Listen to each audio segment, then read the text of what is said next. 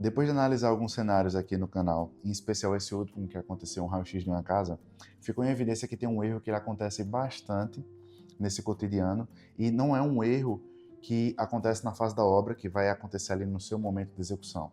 É, na verdade, um erro que acontece anteriormente na fase de projeto, na parte de planejamento. E é sobre esse erro que eu quero fazer esse vídeo, porque por muitas vezes, quando você tem uma casa pequena e você comete esse erro, faz com que o seu ambiente aparente ser ainda menor do que o que ele realmente é.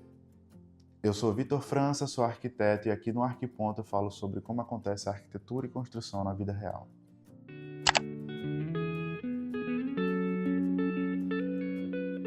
Quando a gente fala de casa pequena, por muitas vezes as pessoas acreditam que o problema seja o tamanho em si do espaço. Só que, na verdade, dificilmente o problema vai estar na metragem quadrada, porque é sim possível ter ambientes pequenos que muito bem resolvam toda a situação de vivência das pessoas que ali irão habitar. Só que, na verdade, o problema vai estar na forma como os ambientes são pensados, como eles são utilizados.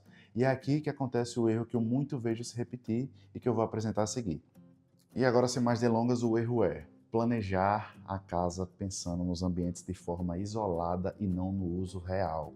Por muitas vezes, quando as pessoas vão começar os seus projetos por conta própria, começam a pensar, eu quero o quarto dessa forma, eu quero a cozinha dessa forma, eu quero a sala desse tipo, e aí começa a segregar as diferentes partes.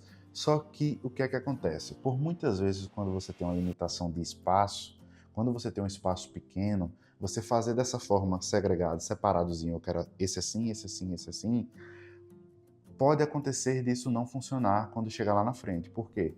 Porque casa pequena não se projeta, não se pensa por cômodos.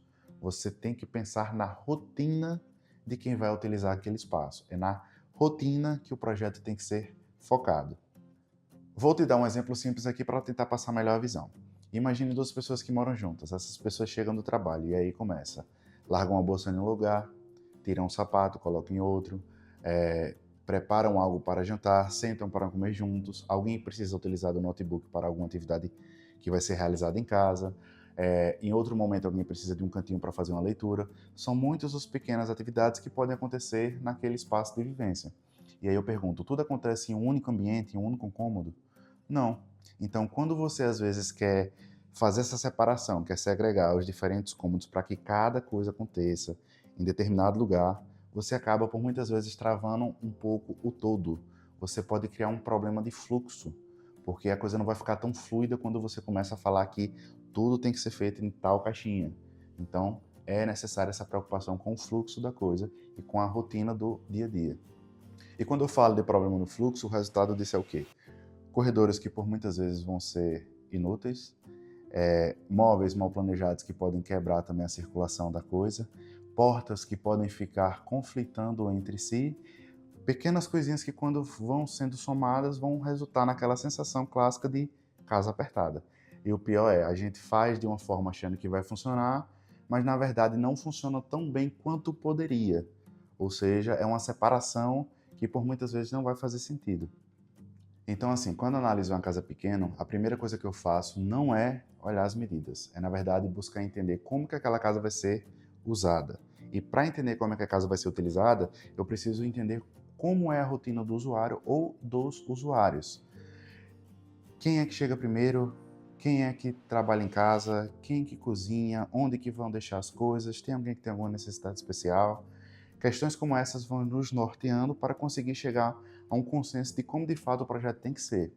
Uma coisa que eu vou bater muito na tecla aqui é que a planta ela tem que corresponder à vida real do usuário, não a um desenho bonito. Nos últimos raio-x que eu fiz aqui no canal, esses erros aparecem de uma forma muito clara.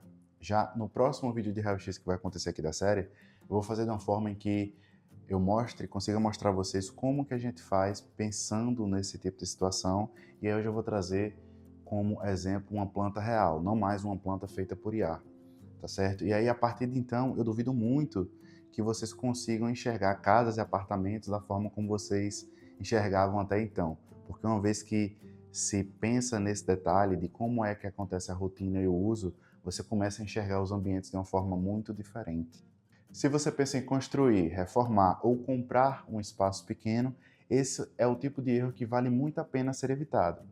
Peço a você que se inscreva aqui no canal e acompanhe a série dos raios-x, porque no próximo vídeo de raio-x eu vou deixar isso em bastante evidência. E se por acaso você vivencia já algo do tipo no ambiente em que você mora, deixa aqui nos comentários qual o ambiente da sua casa você acha que não funciona tão bem quanto deveria.